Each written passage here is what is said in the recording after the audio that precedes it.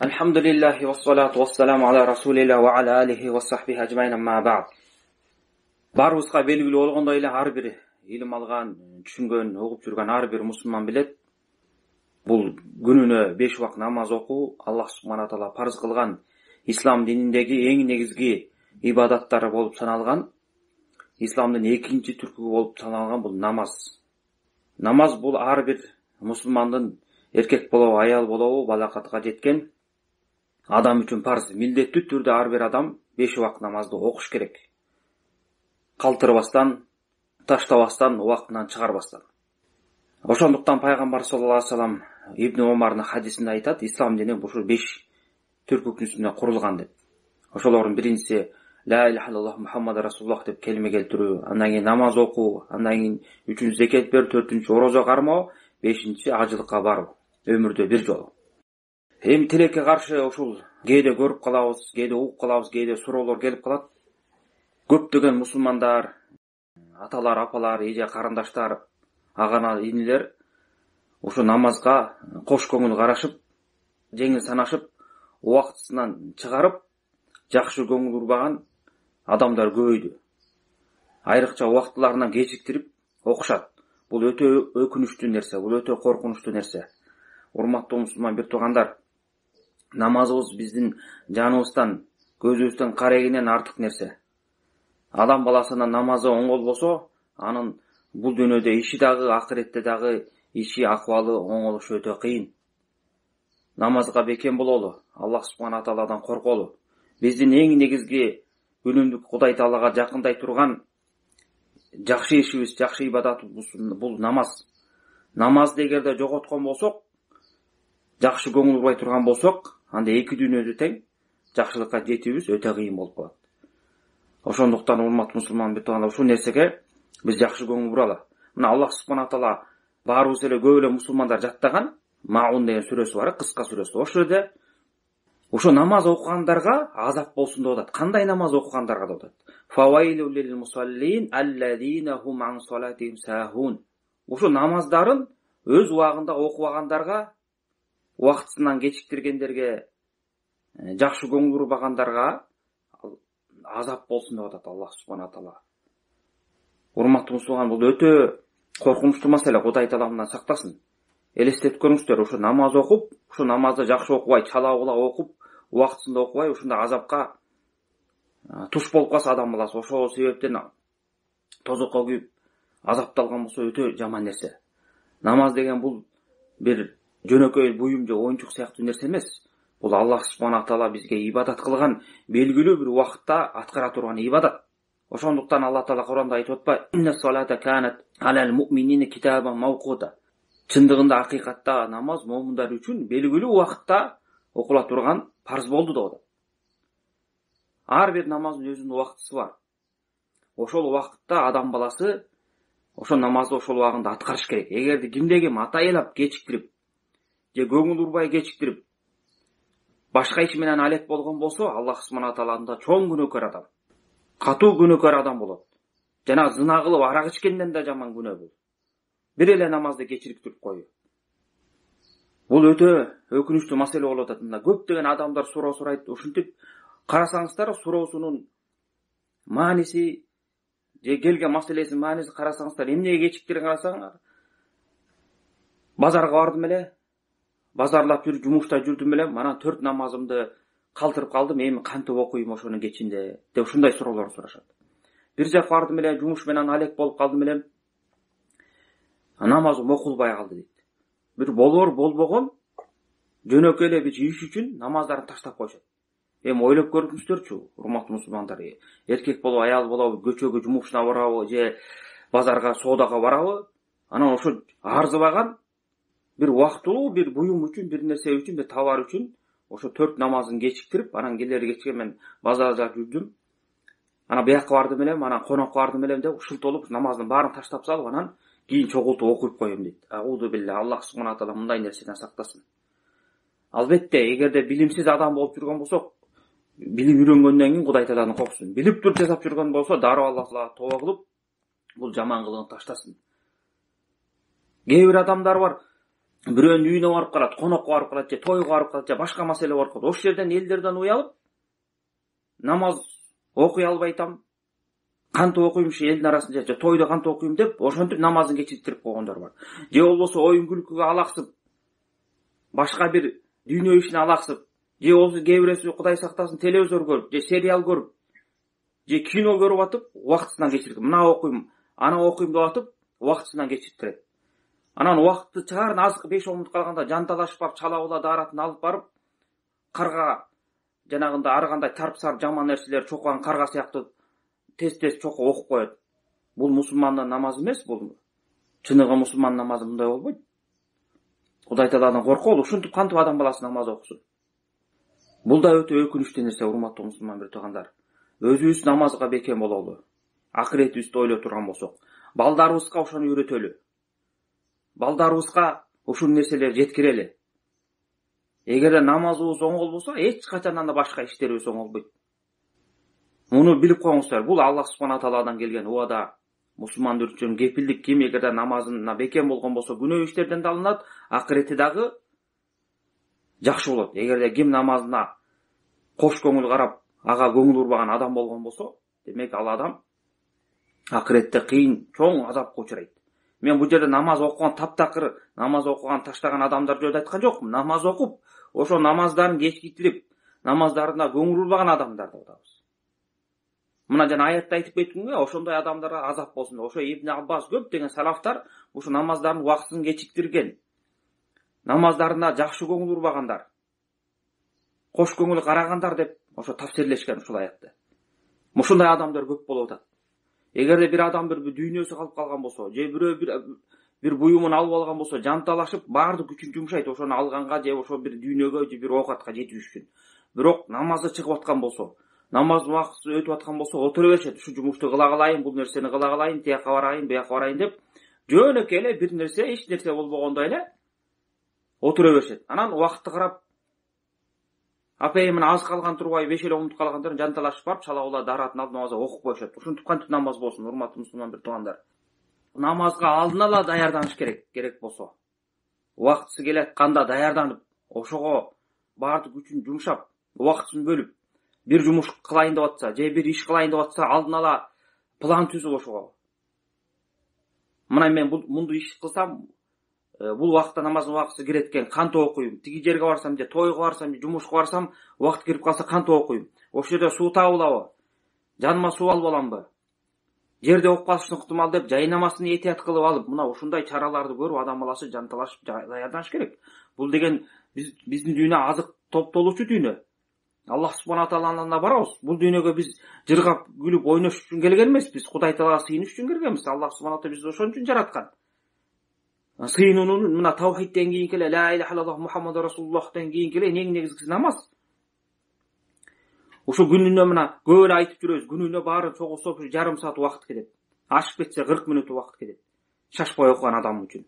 Ошого дагы көңүл бурбай, ошо намазыбызды жоготуп атабыз. Анан жашообузга, турмушубузга нааразы болобуз. Эгерде биз Аллах субхана тааланын буйруктан арт калбай, моюн сунмасак, бизге Алла Таала жакшылыкты каяктан берсин? Кандай бизге ийгилик берсин? Мына өтө коркунучтуу нерсе. Урматтуу мусулман туугандар, өзүңүздөр ушул нерсеге бекем болуңуздар. Бала чакаңыздарды ушул нерсеге тарбиялаңыздар. Туугандарга эскерткиле. Айрыкта адам баласы бир нерсеге алек болгондо, той болобу же башка нерсе болобу же иш болобу же телевизордун астында отурабы же тамак ичип атканда унутуп калышы ыктымал. Алек болуп, айрыкча көңүл бурбаган, ибадатка жакшы көңүл бурбаган адамдар тез унута беришет. Ошондо алар эсетип бири-бирибизге жардам берели. Аллах субхана айтканда, бул жакшылык иште бири-бирибизге жардам берели. Бул мусулмандын парзы. Эң чоң жакшылыгыбыз ошо бир мусулманды жамандыктан кайтарып, жакшылыкка чакырып коюу. Ага тонналап алтын бергенден да жакшы бул нерсе. Ошон үчүн көптөгөн соопту алабыз, көптөгөн жакшылыкка жетебиз, урматтуу мусулмандар. Ушуну мына ушул нерсени эстен чыгарбайлы. Дагы экинчи айта турган маселе ушуга эле байланыштуу. Көптөгөн адамдар ошо намазга турганда баягы айрыкча аял заты намазга туруп атканда аял затына буйруган парз бар да, намазга турганда чачын көрсөтпөй, дене башын толугу менен жаап, бет эли ачылат, анан колдору, эки алакан. Калган жерин толугу менен жаап намаз окуш керек. Анан ошол намазды кечиктерген себебиненби, же жакшы үйрөнбөгөндүктөнбү, же көңүл бургандыктанбы, кээ бир эже карындаштар намазга турганда ушу жолуктарын кийимдер чала була кийип, чачтары чыгып калат, же кээ бир аврат жерлери ачылып калат, ушинтип намаз окушат. Бул да туура эмес. Урматтуу эже карындаштар, ушул нерсеге жакшы көңүл буруңуздар. Кээ бир эркектер да бар. Мисалы, аврат намаз окуп атканда авраттары ачылып калат. Жоксо бир тар кийимдерди кийип алат, өздөрү кыйналып окушат. Мындай нерсе болбойт. Намазда мындай адам баласы шашылбай, жакшы ниетте окуш керек, жакшы мааниде окуш керек. Бир падышанын же бир президенттин алдына барган болсо кандай жасанып кийинип барышат, туурабы? Жок дегенде адам баласы өзүнүн үйдөгү күнүмдүк кийими болсо да ошону дурустап, жакшылап кийип алыш керек. Айрыкча мен айтып кетим, эжелер, карындаштар, намазга туруп атканда жакшылап дааратталып келип, даярданып, дене башым жабыкпы, чачым чыгып калган жокпу? Намазга үрүккөгө сажда барганда немелерим ачылып калбайбы?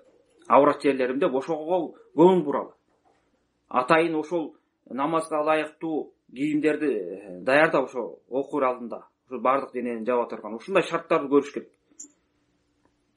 Ансыз деле канча нерсени ысырап кылып, сарп кылып, болбогон кийимдерге акчаларды коротобуз. Анан ошо намазды окуганга, Аллах Таала талап кылгандай аткарганга жардам бере турган кийимдерди даярдап алалы.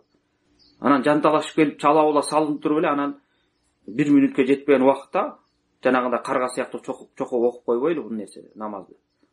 Мына ушул нерсеге дагы көңүл буралы, урматтуу мусулман туугандар. Дагы 3-чү маселе ушу намазга байланыштуу. Мындай көрүнүштөр көп. Бул эркекте, аялдарда да көп. Айрыкча мечитке барганда көрөбүз.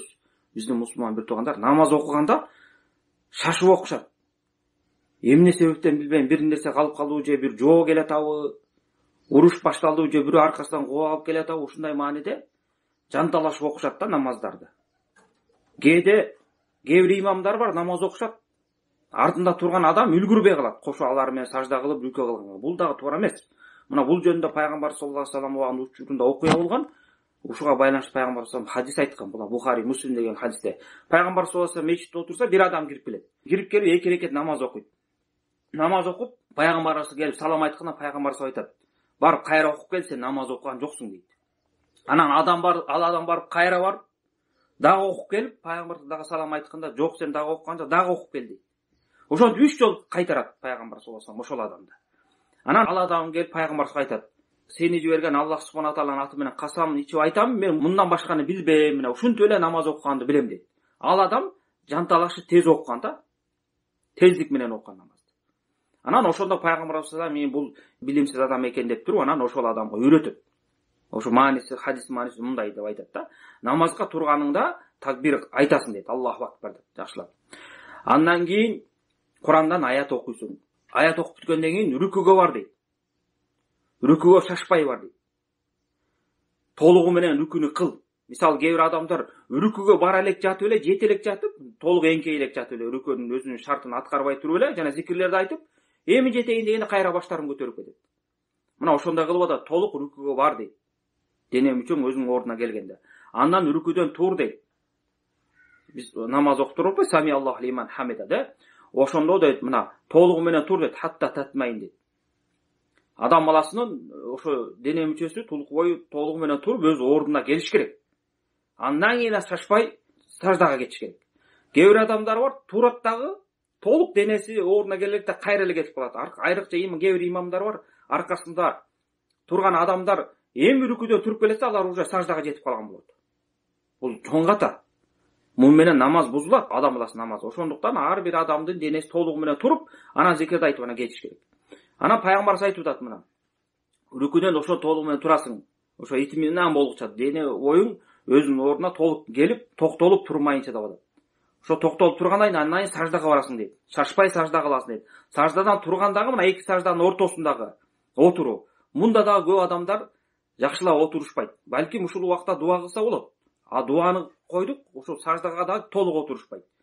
Эми саждадан туруп, эми отурайын десең, уже 2-чи саждага барып койгон болот. Адам баласы кээде үлгүрбөй калат ошол кээ бир имамдардын аркасында. Бул дагы жаман көрүнүш. Мына пайгамбар айтып атат: толугу менен саждага барасың, саждадан тургандан кийин ошо дене мүчөң жаялып, итминан болгонго чейин турасың дейт. Андан кийин саждага барасың. Мына ушинтип ушундай нерсени баардык намазыңда кыласың деп пайгамбарыбыз саллаллаху алейхи вассалам ошол адамга үйрөткөн. Мына ушундай нерсени дагы биз өзүбүз үйрөнүп бала чакага үйрөтөлү. Эгерде өзүбүз ушун жанталашып чала бала окуп жүрө берсек, бала чакабыз да көрөт, ошондой нерселерди алар дагы аткарат. Ошондуктан үй бүлө ээлери бала чакаңыздардын, үйдөгү апалардын, эже карындаштардын, бир туугандардын, ага инилердин намаздарын байкап көз салып оңдоп коюңуздар. Кантип намаз окуп атат? Шашпай окуп атышабы? Өз ар бир намаздын түркүктөрүн өз ордуна коюп атабы, койгон жокпу? Ушуну илим катары аларга үйрөтүп ошол нерсеге чакырышыбыз керек. Мына Анас деген пайгамбар саллаллаху алейхи вассаламдын сахабасы болгон. Пайгамбарыбызга 10 жыл кызмат кылган, пайгамбарыбыздын дубасын алган эң жакшы сахаба. Ошол пайгамбар саллаллаху алейхи вассаламдын намазын сыпаттап айтып берип атат да. Айрыкча жана үркүдөн турганда анан эки сажданын ортосундагы отурууну айтып атат да. Биз ошо пайгамбар саллаллаху алейхи вассалам үркүдөн турганда жана саждадан, биринчи саждадан туруп, отуруп экинчи саждага барганга чейин аралыкты ошол адам сыпаттап берип атат. Ошо пайгамбар мисалы үркүдөн туруп, анан саждага барганга чейин ушунчалык узак турганынан биз ойлоп калчубуз дейт, унутуп калды пайгамбар саллаллаху алейхи вассалам депчи. Көрүңүздөрбү, ушунчалык узагыраак убакытка чейин турган. Саждада да ушундай. Саждага барып, бир саждага барып, экинчи саждага барам деп отурабыз го, эки сажданын ортосунда деп. Ошол кезде дагы алар ойлошкон сахабалар, унутуп калды деп. Башка риваятында болсо, жаңылып калды деп ойлошкон да. Ошо күтүп калгандыктан алар. Пайгамбар мына ушундай кылып сажба. Муну бул сүннөттү көптөгөн адамдар таштап койушту, ошо көңүлдөрү бурушпайт. Ошондуктан ушундай нерселер жеткирели элдерге. Биз эми албетте пайгамбар саллаллаху алейхи вассалам кылганчалык узак отурбасаңыздар дагы урматтуу мусулман бетер, албетте отурсаңыздар жакшы тилек кылабыз. Ошончо отурбаса жок деген адам баласынын дене мүчөсү өзүнүн ордуна келип толук отуруп шашпай анан кетиш керек. Ошол адам баласы өзүнүн мисалы үркүдөн турганда денеси толугу менен тик туруп ордуна келиш керек. Андан кийин анан кетиш керек. Жана ошондо саждадан башты көтөргөндө дагы толугу менен отуруп туруп, отурду деген уже нерсе аныкталгандан кийин андан кийин анан экинчи саждага кетиш керек. Мына жок дегенде ушундай нерселерди кылалы. Намазыбыз бузулуп калбасын. Эгерде ким толугу менен отурбай калган болсо, же толугу менен үркүдөн турганда дене мүчөсү өзүнүн ордуна келбей калган болсо, намазы жараксыз болот ал адамдын. Ошондуктан ушул нерсеге көңүл буралы. Бул деген намаз деген айтып койдум, мына убактынан баштап окуп аткан намаздагы кыймыл аракеттин баарына тең биз көңүл бурушубуз керек. Убактына убакыттай, кыймыл аракетине кыймыл аракеттей, керек болсо намазга байланыштуу баардык сыртындагы даарат маселеси, ичиндеги баардык маселелерине жакшылап көңүл буруп, ушул нерсени үйрөнүшүбүз керек. Бул намазды кандай окуш керек, эмне нерселер бузат, кайсы убакытта окуйм, ушуга деги эле намазга байланыштуу өкүмдөрдү билүү ар бир мусулмандын милдети, ар бир мусулмандын парзы. Эгерде ал билбей окубай жүрө берген болсо күнөөкөр болот. Анткени ар бир адам бул намазды окуйт да. Күнүнө Кудай Таалага жалдырайт, сыйынат. Анан ошонун өкүмдөрүн билбеген болсо, адам баласы окуп билбесе, аны күнөөкөр болот. Ошондуктан сурап билип, окуп изденишиңиздер керек, урматтуу мусулман бектагандар. Жана ошондой эле намаздан тышкары башка өкүмдөрдү дагы ушу жанталашып, жаныбыздан артык көрүп окуйлу. Намазыбызга бекем бололу. Аллах субхана таала эки дүйнөдө жүзүбүздү жарык кылып, намазынан пайда ала турган чыныгы мусулмандардан кылсын.